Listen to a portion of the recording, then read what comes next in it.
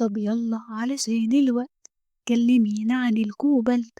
طب يلا علشان الوقت كلمينا عن الكوبالت كمعدن استراتيجي افريقيا بتنتج منه 3/4 دلوقتي. الكوبالت في جمهورية الكونغو الديمقراطية وصناعاته بيدخل في سيارات كهربية بطاريات والأجهزة الإلكترونية.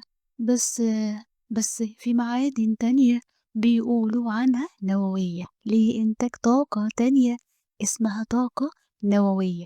بس في معادن تانية بيقولوا عنها نووية لإنتاج طاقة تانية بيقولوا عليها نووية.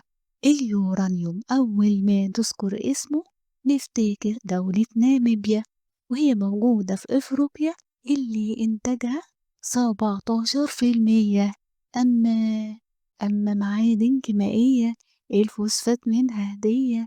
أما معادن كيميائية الفوسفات منها هدية بيدخل في صناعة منظفات والأسمدة والإنتاج. خمس الإنتاج العالمي من أفريقيا، والمغرب أولى إفريقيا والتانية في عالميا، والمغرب أولى إفريقيا والتانية عالميا. قلتيلي في إنتاج إيه؟ المعادن الكيميائية.